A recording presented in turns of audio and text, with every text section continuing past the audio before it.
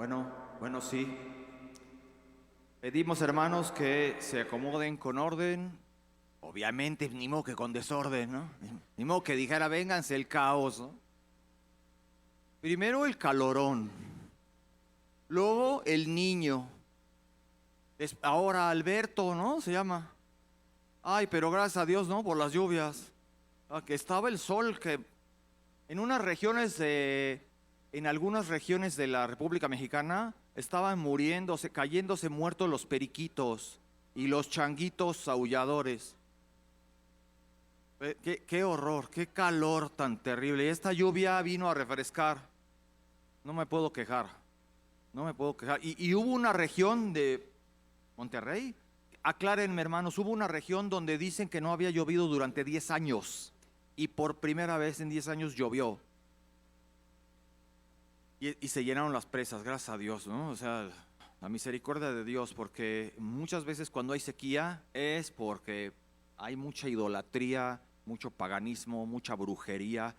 Muchas veces es por eso. Lo vemos en las ordenanzas del Señor en el Antiguo Testamento, que si obedecen va a haber bendiciones, si no obedecen va a haber sequías y a ver cómo le hacen para sembrar y cegar alimentos, ¿no? Pero gracias a Dios que ya el clima ya se refrescó y este sismo, pues, este simulacro, ¿no?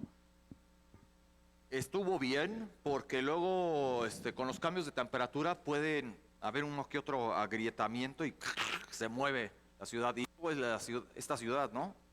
Construida orgullosamente sobre un lago. ¿Qué estaban pensando los aztecas?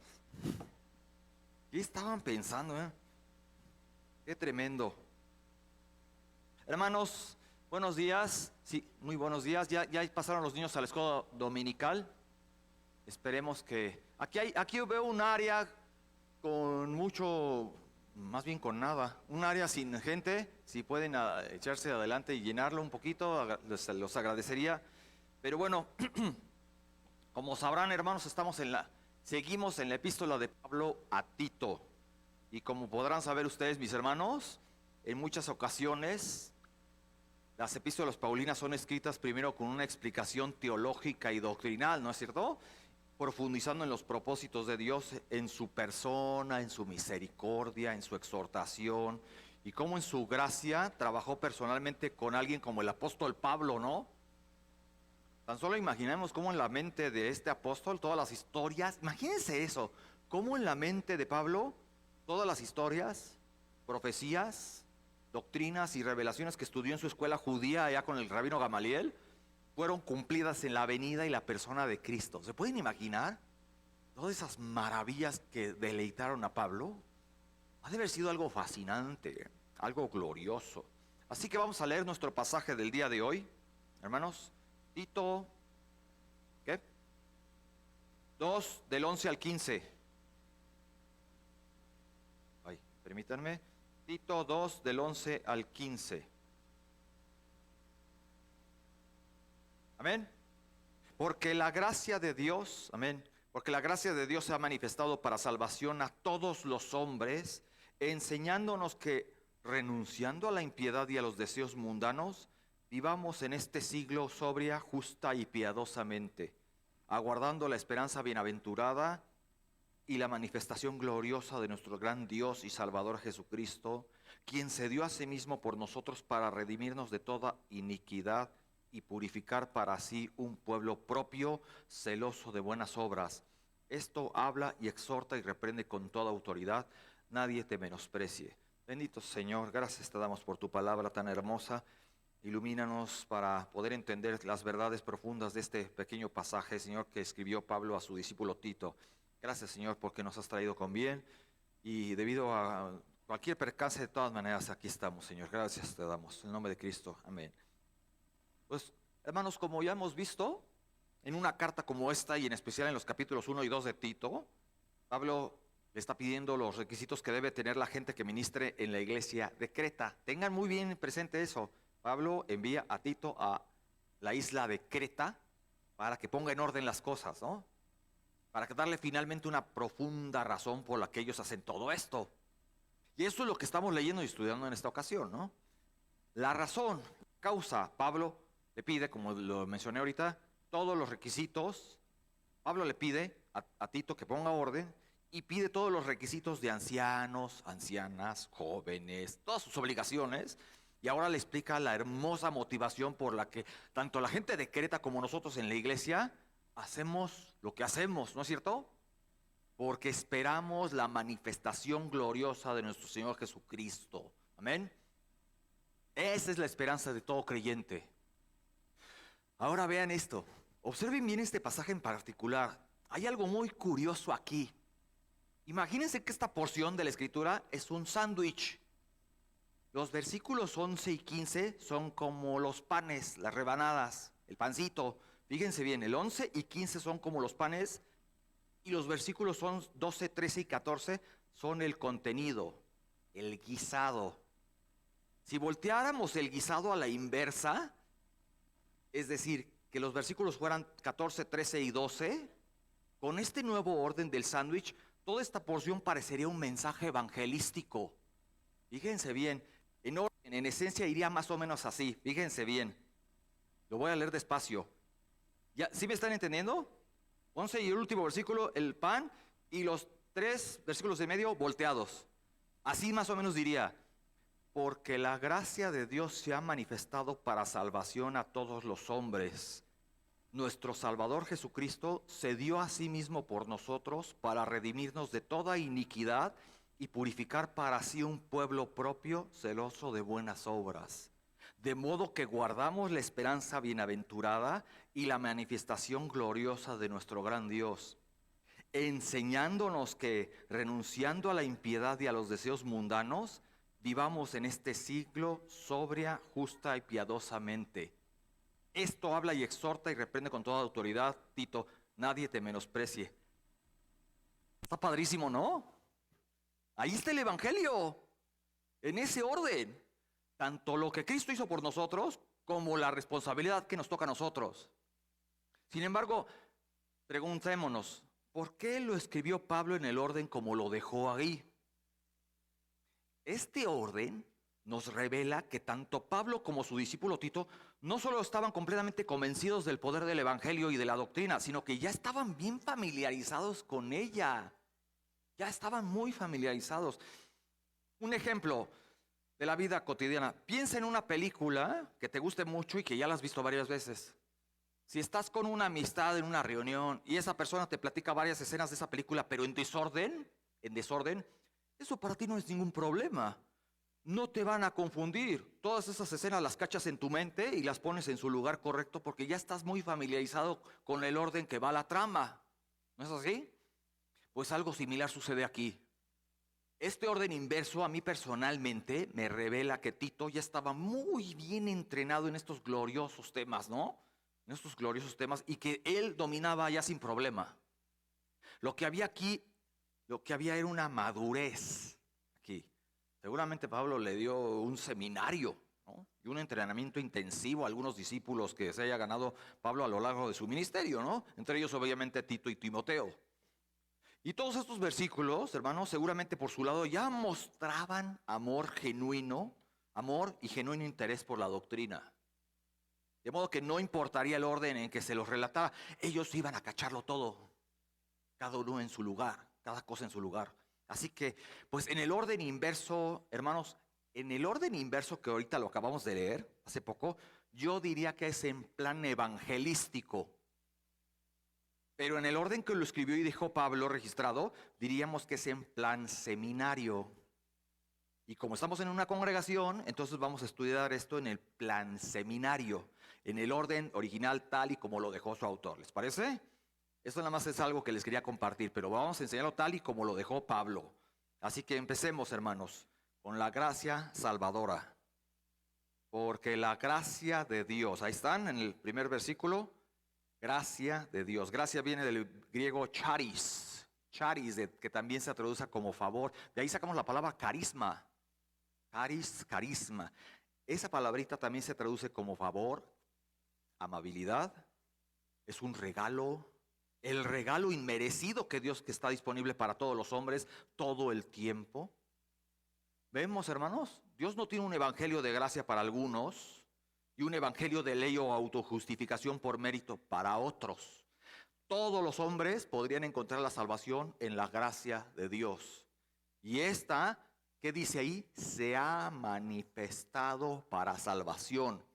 Por cierto, manifestado, la palabrita viene del griego epifaino, de donde sacamos epifanía. Epifanía. Por cierto, es una palabra muy usada en la escatología bíblica, que se usa la segunda venida de nuestro Señor y que usaremos más adelante. Pero en este caso, una de las traducciones es resplandecer, proyectar luz. La creación de Dios, ¿qué hace? Arroja luz a toda la humanidad sobre quién es Él, de modo que ningún incrédulo tiene excusa para rechazar a Dios. Lo sabemos, lo vemos en la epístola de los Romanos, ¿no? Dios no ha ocultado su revelación al hombre, es el hombre quien le resiste. Acaba de salir un libro nuevo que están anunciándolo en todos lados, ahí en la vía pública, un libro que dice que siguen dándole continuidad a lo que hizo Stephen Hawking, y dice, ¿y si Dios existe qué? El hombre sigue dándole vueltas al asunto para seguir resistiendo a Dios. Dios ya reveló su verdad y el hombre sigue resistiéndole. Lo vimos, lo acabamos de leer, hermanos, en la lectura de Proverbios. Proverbios 1 del 20 al 33. Aquí Salomón le llama sabiduría a Dios mismo. Él llama a los hombres a que vengan a él, ¿verdad? Es el hombre el que se resiste. ¿Cuánta necedad hay en el hombre? Es por eso que Dios dijo por medio del profeta Isaías, volveos a mí y sed salvos todos los términos de la tierra, porque yo soy Dios y no hay ningún otro. Isaías 45, 22, si quieren anotarlo. Isaías 45, 22. ¿Cómo? Regresamos al pasaje. ¿Cómo se ha manifestado para salvación a todos los hombres? ¿Ya vieron? Todos. A pesar de que hay escogidos y no escogidos, se ha manifestado a todos los hombres. Ojo, hermanos, esto no enseña la salvación universal, que dice que todos al final serán salvos. No, nada más se ha manifestado a todos, que deja a todos sin excusa. En 1 Timoteo 2:4, Pablo le escribe a Timoteo que Dios nuestro Salvador, el cual quiere que todos los hombres sean salvos y vengan al pleno conocimiento de la verdad. Pero ojo, una cosa es el deseo intrínseco de Dios, lo que el corazón de nuestro Señor quisiera, y otra cosa son sus decretos eternos. ¿No es así? Lo que hace en su infinita sabiduría y omnisciencia y lo que va a ejecutar. Nuestro Señor Jesús simplemente deseaba que sus propios compatriotas creyeran y se salvaran, ¿no? Incluso lloró porque eran duros de corazón, ¿no?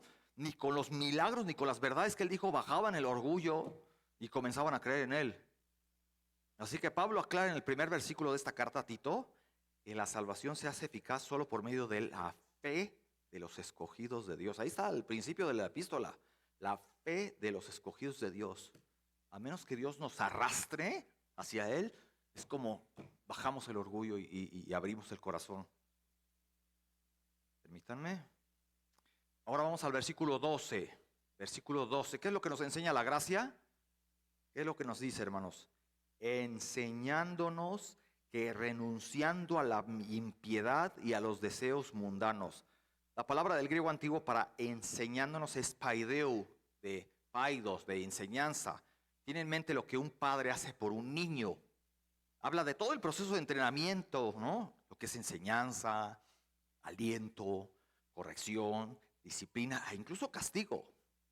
La gracia es un maestro en ese sentido, ¿no es cierto? Ahora, aquí vienen algunas cosas fuertes, así que agárrense del asiento. Renunciando, la palabra renunciando viene del griego arneomai, que significa negar, arneomai. Pero en este pasaje es arnesamenoi, que es un aoristo medio del participio y expresa esto. Se los voy a poner fácil. La palabra original, esto es lo que expresa: renunciando una vez para siempre a la impiedad. ¿Pueden creerlo? Renunciando una vez para siempre a la impiedad. Qué difícil para nuestra carne pecaminosa, ¿no? Deseos, o por otro lado, deseos, la palabrita aquí es epitumia, y que significa pasiones, ¿no? Concupiscencias, en algunos casos lujurias. como Gálatas 5:24, pues los que son de Cristo Jesús han crucificado la carne con sus pasiones y deseos. Qué difícil, ¿no? Para muchos de nosotros sacrificarlo. Y el pasaje es muy claro. La gracia nos pone en un nuevo presente y deja la impiedad y a los deseos mundanos en el pasado. Como dice el Salmo 84:11. Salmo 84:11 dice, porque sol y escudo es el Señor Dios, gracia y gloria da el Señor. Nada bueno niega a los que andan en integridad. Nada bueno niega a los que andan en integridad. Como Isaías, el profeta Isaías exhortó una vez a su pueblo, ¿no? Y le dijo, lavaos y limpiaos, quitad la iniquidad de vuestras obras de delante de mis ojos, dice Dios. Dejadle hacer lo malo, aprended a hacer el bien, buscad el juicio. Isaías 1:16, si lo quieren anotar. Eso es lo que acabo de leer, Isaías 1:16. Por cierto, Isaías fue uno de los últimos profetas que le ofreció a la nación la oportunidad de arrepentirse y evitar así una calamidad nacional en todo Judá, ¿sabían? Los creyentes renunciamos a los deseos mundanos cuando retiramos de ellos nuestro consentimiento, cuando rechazamos ese deleite pecaminoso que ellos sugieren y cuando al acto al cual nos solicitan decimos que no. Si se nos presenta la tentación, nosotros tenemos que tener fuerza, voluntad, determinación para decir no. Ya aunque sea para dejar de meterte en problemas, ¿no? No andes por ahí, no te metas en problemas. Arráncalos de raíz de tu alma y de tu mente. Más que nada por agradar al Señor, ¿no es cierto? Y el Señor como resultado te va a librarte de tantos problemas. Segunda de Corintios 5:19, casi todos nos lo sabemos. Dice Pablo a los desobedientes griegos, de modo que si alguno está en Cristo, ¿qué sigue? Así es, las cosas viejas, he aquí todas son hechas nuevas. ¿Para qué vas a andarle jugando otra vez? Andarle rascando al pasado, ¿para qué? ¿Qué no te da asco el pasado pecaminoso? Ahora, la gracia nos enseña a renunciar a las cosas impías, no solo a evitarlas. La gracia nos enseña a renunciar a las cosas impías, no solo a evitarlas. Acompáñame a Proverbios 4. Vayamos a Proverbios 4, después de Salmos, del 13 al 19. Proverbios 4, 13, ¿qué dice? Retén el consejo, no lo dejes, guárdalo, porque eso es tu vida. No entres por la vereda de los impíos, ni vayas por el camino de los malos. Déjala, no pases por ella, apártate de ella, pasa. ¿Por qué qué? Porque no duermen ellos si no han hecho mal, y pierden el sueño si no han hecho caer a alguno. Porque comen pan de maldad y beben vino de robos. Mas la senda de los justos, ¿cómo es? Como la luz de la aurora que va en aumento hasta que el día es perfecto. Qué gloriosa diferencia, ¿no? 19. El camino de los impíos es como la oscuridad. No saben en qué tropiezan. Y ellos dicen muy acá, yo sé dónde voy, no necesito de nadie que me aconseje. Ahí están, y ahí está, por eso tropiezan y caen. Y siguen de orgullosos, ¿no? Hermano, hermana, si tú estás ahorita en amargura, pero sigues en un estilo de vida pecaminoso, pues examínate a ti mismo, ¿no? A ti misma. Ponte a cuentas con Dios. Y su gracia, qué hermosa el Señor, qué hermoso el Señor. Su gracia limpiará tu entendimiento y dejarás de andar malhumorado, ¿no? Malhumorada, que todos pasamos por algo así, ¿no? A veces es eso. No nos ponemos a cuentas con Dios. Charles Spurgeon lo escribió y cito, la parte más difícil del entrenamiento de los jóvenes no es poner lo correcto en ellos, sino sacar lo malo de ellos. Muchas veces es así. Hay tanta cochinada adentro que ¿cómo la sacas, no? Solamente el Señor. Seguimos nuevamente. Una vez que renunciamos a los deseos mundanos, ¿qué continúa? En el pasaje de Tito, vivamos en este siglo, ¿cómo? Si tan solo obedeciéramos este versículo, vivamos en este siglo sobria, justa y piadosamente. 3 paquetotes. El término este siglo, ¿qué se refiere, hermanos? El término este siglo y este versículo en general nos muestran que la gracia nos enseña cómo vivir en la actualidad. Cómo los pasajes bíblicos trascienden las eras, ¿no? Los siglos. Cómo vivir en la actualidad, viviendo a contracorriente, con el pensamiento de moda, contra la ideología del momento. Eso nos enseña la gracia. Vean, ustedes saben, el mundo secular liberal alega mucha solidaridad, ¿no? Lo he hablado ya anteriormente. Vamos por una sociedad más tolerante. Sí, pero ellos a su vez no toleran la palabra de Dios. Son más tolerantes, pero no toleran la opinión, ni siquiera la opinión opuesta, mucho menos la palabra de Dios, ¿no? Dice no a la fobia, X-fobia, lo que sea, y demás berrinches, pero pregúntese si los mismos que la promueven son sobrios, justos y piadosos. No hay nada de eso. Las 3 cosas que Pablo enlista aquí, no. Mientras no tengan a Cristo, ¿qué es? Todo es diplomacia, todo es buenismo. No hay una transformación en ellos. Politiquería. Como escribió Pablo a los romanos, ¿no? En los Romanos 12:2, ustedes lo saben, Romanos 12:2, no os conforméis a este siglo, pensamiento del momento, sino que transformaos por medio de la renovación de vuestro entendimiento, para que comprobéis cuál sea la buena voluntad de Dios, agradable y perfecta. Ahí está la clave. Renóvate tu entendimiento y comprobarás la voluntad de Dios, que es hermosa, ¿no? Agradable y perfecta. Y aquí en esta vida Pablo nos exhorta que debemos de vivir sobriamente. ¿Qué es sobriamente? Con autocontrol, como vimos en la predicación anterior, ¿no? La que me tocó compartir con ustedes. Así como vivir piadosamente. ¿Qué es piadosamente? Tomar en serio a Dios. Los que crean estos libritos, que quieren iluminar las mentes de las nuevas generaciones, no toman en serio a Dios.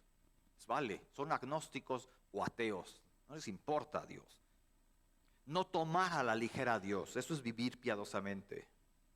Y les soy sincero, hermanos, yo mismo tengo problemas para tener control total de mis emociones, ¿no? Cuando algo me detona, doy miedo. Es como diría Henry Tolopilo, me salta el indio. Me salta el indio. Denis Diderot, un escritor francés nacido en 1713, dijo en una ocasión, Denis Diderot, cito, cuidado con el hombre que habla de poner las cosas en orden. Poner las cosas en orden siempre significa poner las cosas bajo su control. En el mundo así es. Vamos a poner las cosas en orden. Que un político te diga eso, estás poniendo las cosas bajo el control de él, ¿no? Permítame. Juan Calvino dijo, una buena cita, Juan Calvino dijo, la gracia de Dios debe instruirnos a ordenar nuestras vidas correctamente. Y algunos fueron rápidos en convertir la predicación de la gracia de Dios en una excusa para pecar, mientras que descuidadamente impiden que otros deseen renovar sus vidas. Sin embargo, la revelación de la gracia de Dios necesariamente viene con exhortación a vivir una vida piadosa. Muy buenas palabras de Calvino.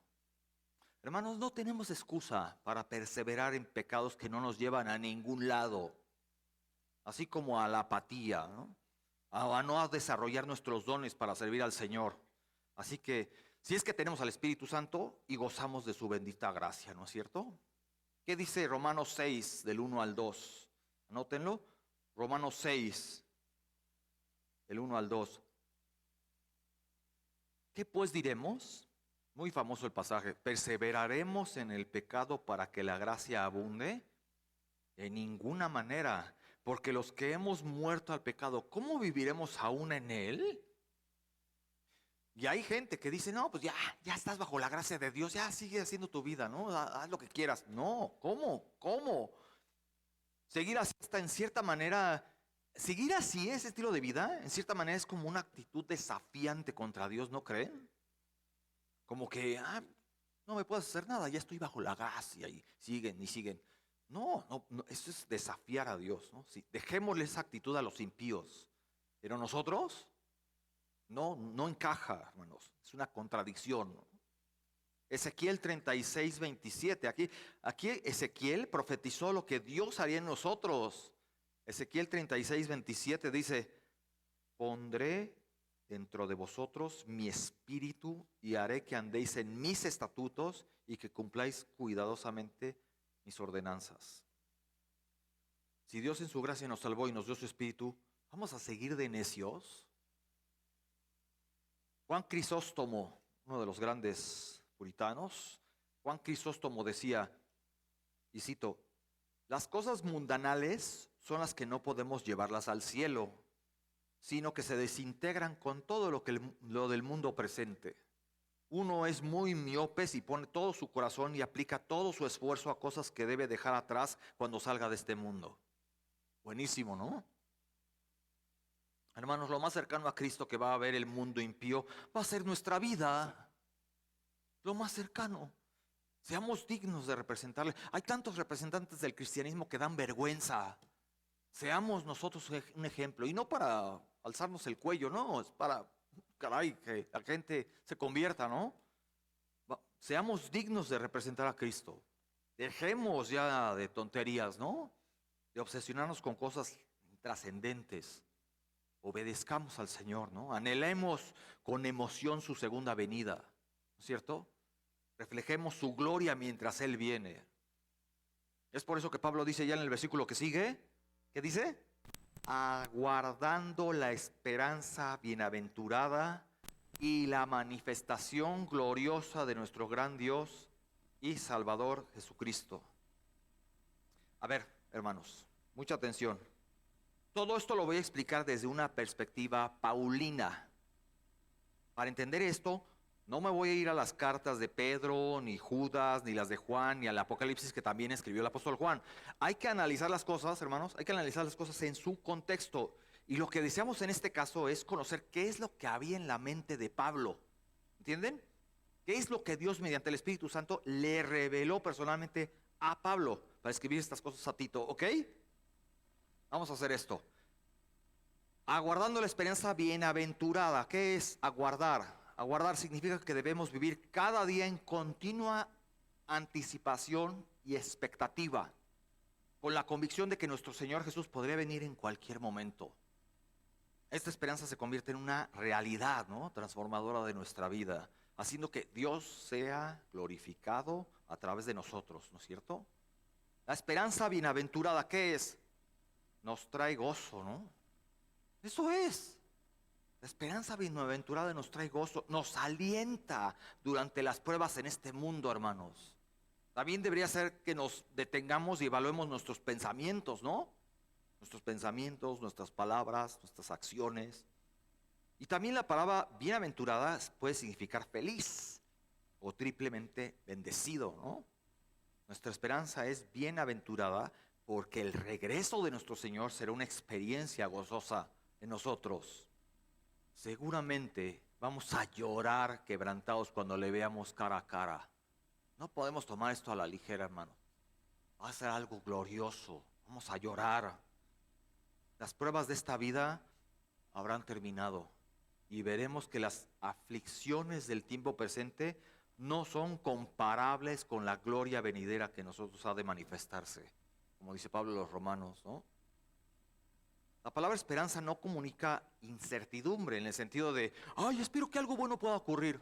Así son los impíos. Espero que después de esta vida algo haya. No sabe nada, no tienes esperanza de nada. No, esperanza es la gozosa seguridad de que algo ocurrirá. No es algo, gozosa seguridad de que lo que está en las Escrituras ocurrirá. Esa certeza es la que tenemos. Y Cristo es nuestra esperanza, hermanos. Y nadie nos la puede quitar. Si eres creyente, nada te la puede quitar. Y la esperanza no avergüenza, como dice Pablo a los Romanos. La esperanza no avergüenza porque el amor de Dios ha sido derramado en nuestros corazones por el Espíritu Santo que nos fue dado. Romanos 5:5, si lo quieren anotar. ¿Y cuál es esa esperanza? ¿Cuál es esta esperanza según Pablo? La misma que el apóstol hizo cuando presentó defensa ante el gobernador Fénix. Ustedes lo recuerdan en Hechos 24, de hecho, acompáñenme ahora sí. Hechos 24, después de los evangelios sigue el libro de Hechos. Hechos capítulo 24.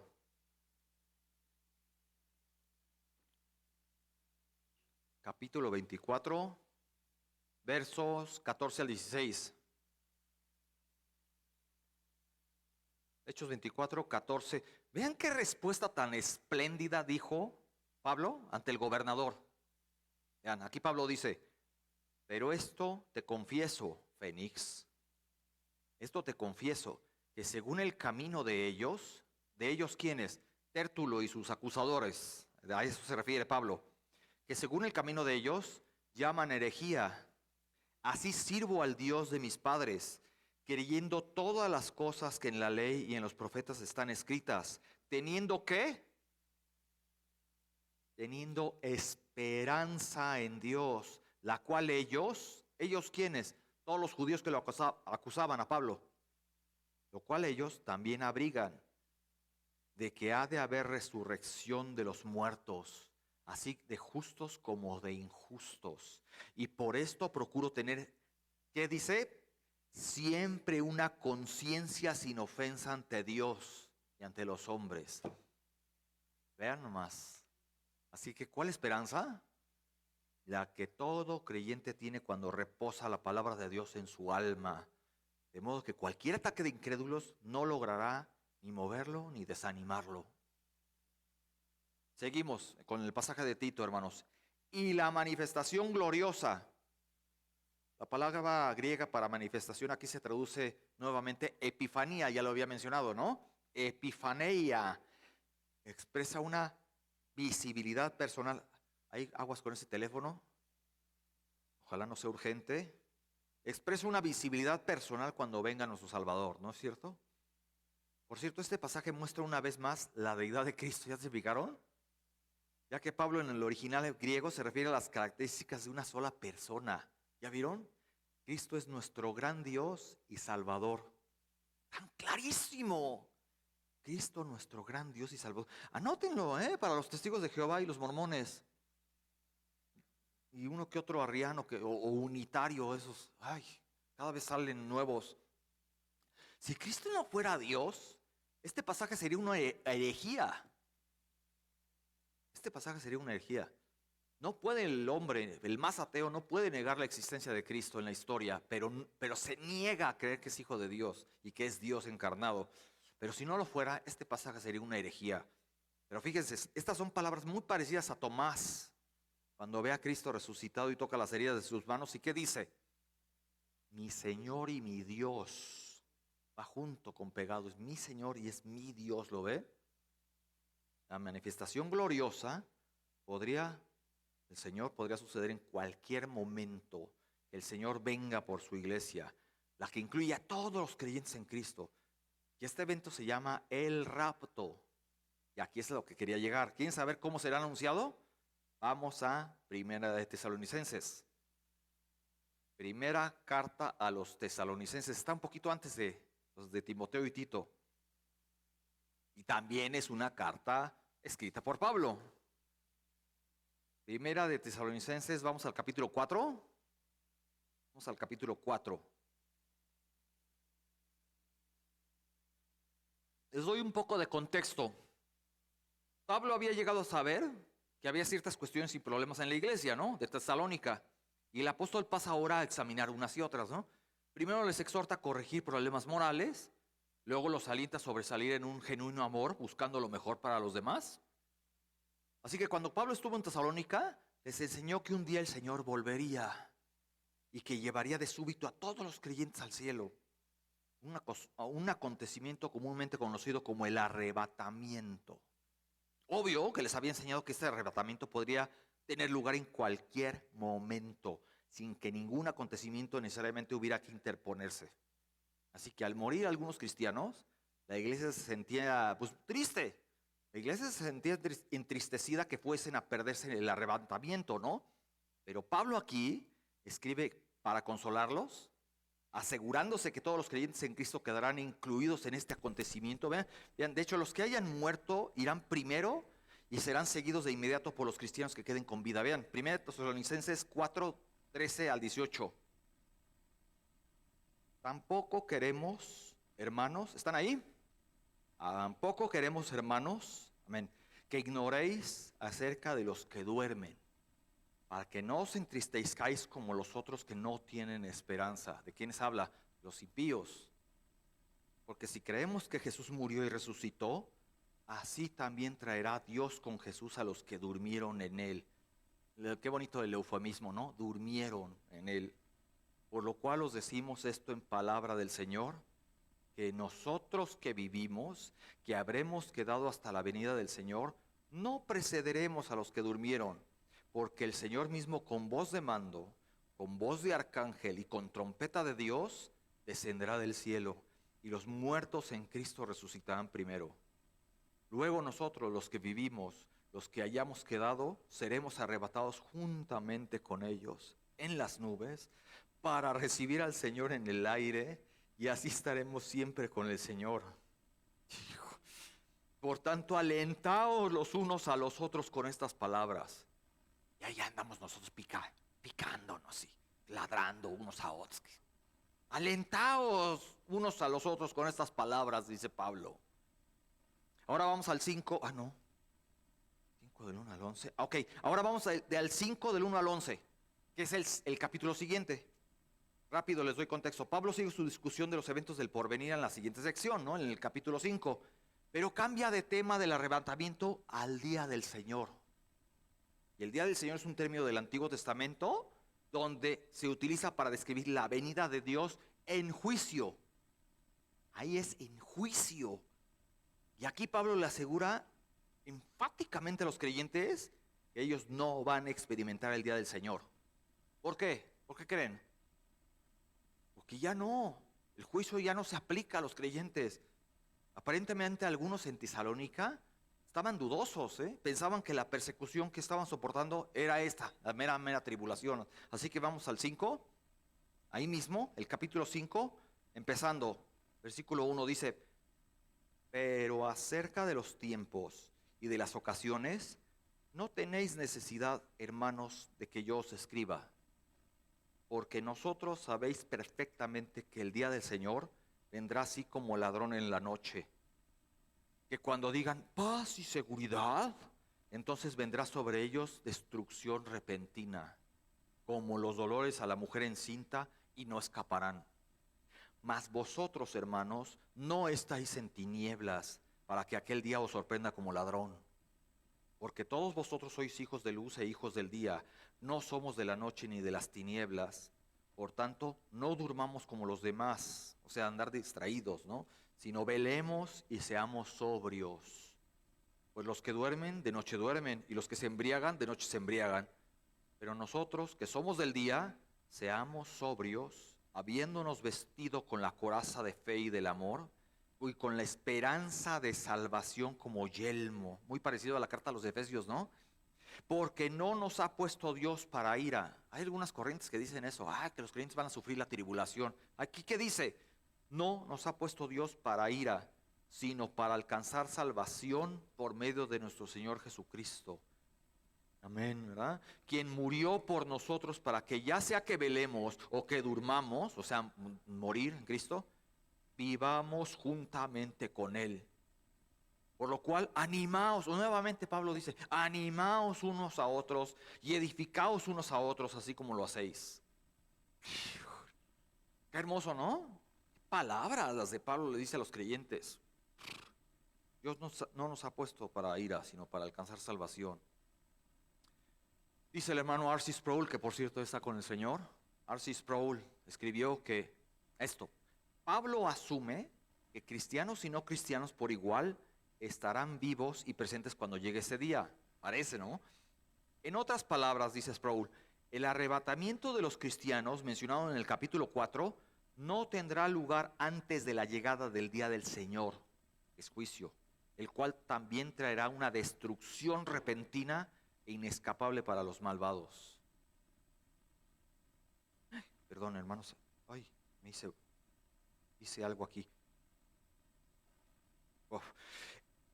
En virtud del reino venidero, y de la manifestación de Cristo, ¿qué le dice Pablo a Timoteo? Segunda de Timoteo 4, en segunda de Timoteo 4, Pablo le dice: te encarezco delante de Dios y del Señor Jesucristo, que juzgará a los vivos y a los muertos en su manifestación y en su reino, que prediques la palabra, que instes a tiempo y fuera de tiempo, redarguye, reprende, exhorta con toda paciencia y doctrina. Vean cómo el apóstol se refirió a tiempos en que la gloriosa posición de Cristo en los cielos se haría manifiesta de manera inequívoca, cuando haría sentir los juicios de Dios en la tierra. Por eso, hermanos, debemos de predicar, redarguir, exhortar, reprender. Seguimos con el pasaje, hermanos. Quien se dio a sí mismo por nosotros. Cada palabra de esta descripción del sacrificio de Cristo es importante, ¿no? Jesús dio lo que significa que fue voluntario, voluntario. Por ejemplo, mucha gente incrédula dice: ay, ¿por qué lo entregaron? Yo he oído gente así. ¿Y por qué lo mataron? Cuando hablan de la historia, ¿no? De la crucifixión. ¿Por qué lo mataron? Y otros hostiles se burlan diciendo cosas como: ya ves, si lo ejecutaron es que ni Dios tiene todo bajo control. Hasta a él se le fue de las manos. ¿Sí o no? Hay gente así. No comprenden ellos lo que hay tras bambalinas. No saben que la obra redentora fue consumada, como dijo Pedro, ¿no? En Hechos, por el determinado consejo y anticipado conocimiento de Dios. No saben, ¿no? Ni les interesa. Pero nada se les va de las manos al Dios soberano. Nada de esto para nuestro Señor se le pasó. Ya siglos antes el profeta Isaías lo había anunciado, ¿no? Diciendo que Dios Padre hizo quebrantarle, sometiéndole a padecimiento.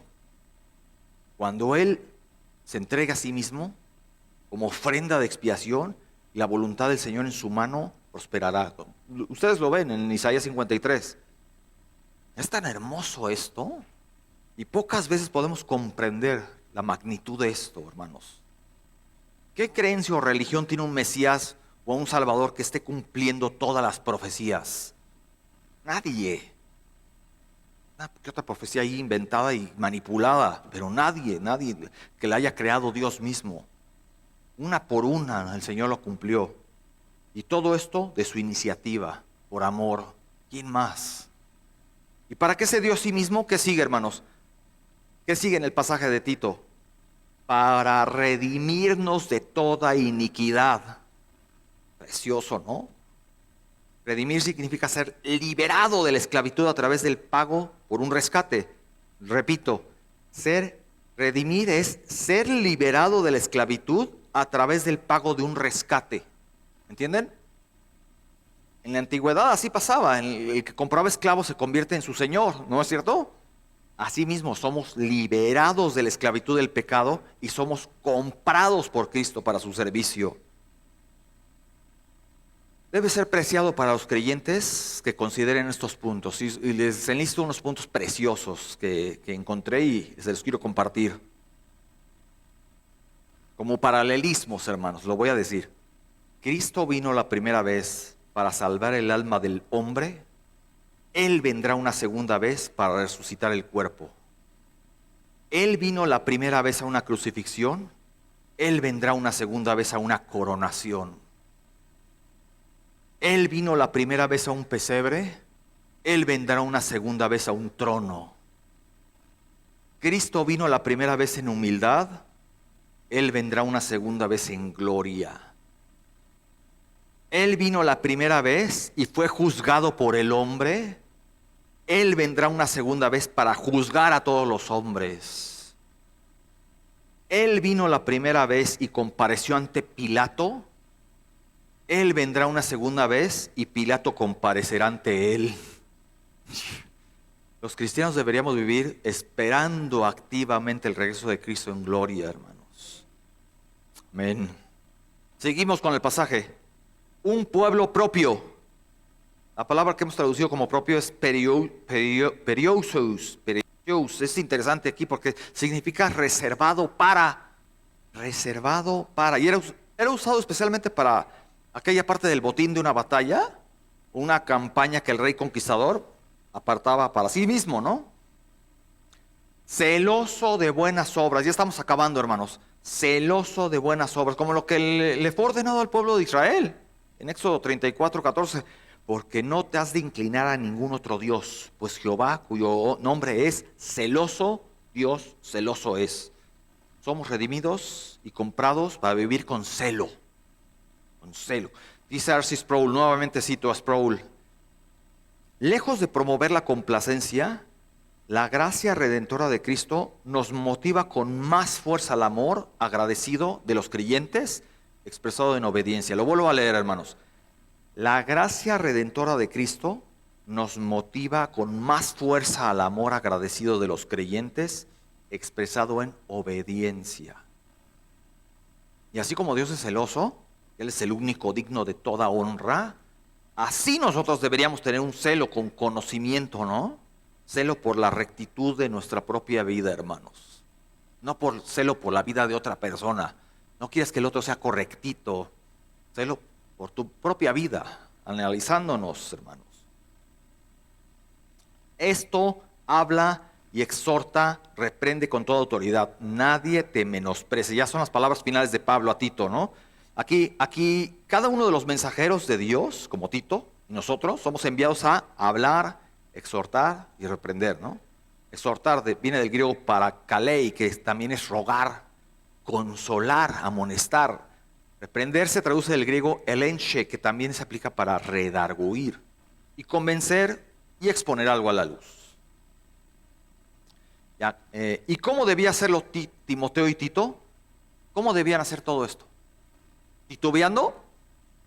Siendo políticamente correctos para no ofender a nadie. Debían hacerlo con toda autoridad. Toda autoridad.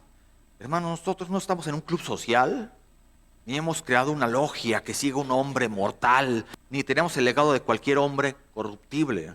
Tenemos en nuestras Biblias las mismísimas palabras de Cristo. Así es, hermanos. Y finalmente Pablo le dice: nadie te menosprecie. Tito era un joven, un hombre bastante joven, ¿no? Y era muy posible que la gente mayor de ahí, en Creta, lo subestimara. Dijera, ¿qué me va a enseñar a mí? Lo subestimaba, lo tomaba como un chavo sin importancia, sin experiencia. Así que si Tito hablaba con toda autoridad, ¿qué tenía que hacer? Respaldarlo con su vida. Respaldarlo con su vida. Tito tenía que vivir lo que predicaba para que nadie pudiera menospreciarlo a él o a su mensaje. Que nadie te menosprecie. Algo parecido pidió Pablo a Timoteo, ¿no? Dice en 1 Timoteo 4:12, ninguno tenga en poco tu juventud, sino sé ejemplo de los creyentes en palabra, conducta, amor, espíritu, fe y pureza. Así es, hermanos. Debemos hablar, exhortar y corregir a otros cuando sea necesario. No meternos en sus vidas, ¿no? Cuando sea necesario y cuando pidan consejo. Y es fácil sentirse cohibidos ante otras personas mayores, ¿no? Con más influencia en la comunidad, o adinerados, o de grande posición. Como Tito, hermanos, como Tito, no deberíamos dejarnos amedrentar cuando tratamos de ministrar a otros o proveer liderazgo en la iglesia. Creemos que el regreso de Cristo es inminente, amén. Su regreso puede ocurrir en cualquier momento y se presenta en la Escritura como una gran motivación para actuar. Ya nada más les hablo rápidamente de 1 Corintios, no escribí el pasaje, pero en Corintios Pablo resume su enseñanza sobre el arrebatamiento diciendo: así que estad firmes y constantes, creciendo en la obra del Señor siempre, sabiendo que vuestro trabajo en el Señor no es en vano. Los apóstoles, ¿cómo vivieron? Sirvieron con la idea de que Jesús podría regresar durante el término de sus vidas. Tenían esa esperanza. ¿Qué hubiera sucedido si hubieran dejado de trabajar y solo hubieran esperado? Así, en una hamaca, ¿no? Esperando. No hubieran hecho nada. Hubieran desobedecido la gran comisión que el Señor les mandó, ¿no? Una de las órdenes fue predicar el evangelio a toda criatura. El evangelio no hubiera sido esparcido igual. ¿Cómo hubo de convertidos en aquel entonces? Miles esparcieron y formaron iglesias de una manera maravillosa. Los apóstoles entendieron bien que el regreso inminente de Cristo significaba que ellos debían ocuparse en la obra de Dios, ¿no? Ellos vivieron la vida al máximo, como si cada día fuera el último. Y nosotros como ellos debemos ver cada día también, hermanos, como un regalo y usarlo para glorificar a Dios con nuestras vidas. Amén. Oremos. Bendito Señor, gracias te damos por tu palabra, por estas palabras hermosas de Pablo a Tito y por la manifestación gloriosa que tú le revelaste a tu siervo Pablo y cómo él nos las comparte por medio de esta carta y de las demás, por medio de Tesalonicenses, por medio de tantas palabras hermosas que tú revelas a los que han creído en tu palabra, Señor, y que es algo glorioso, es una certeza que nos das, que más que hacernos arrogantes nos hace humildes, Señor. ¿Quiénes somos nosotros para que nos hayas revelado estas hermosas palabras, Señor? Estas revelaciones gloriosas. Bendito sea, Señor, que esto sea la gran motivación para que nosotros nos pongamos a cuentas contigo y cambiemos nuestra vida y seamos ejemplo a otros, Señor. Porque todos necesitamos hacer ajustes en nuestra vida en algo. Siempre hay algo con donde fallamos y debemos de hacer ajuste y corregirnos y avanzar, seguir adelante y dar testimonio de ti y ser luz al mundo. Bendito Señor, gracias por tu palabra y por mis hermanos aquí presentes. En el nombre de Cristo Jesús. Amén.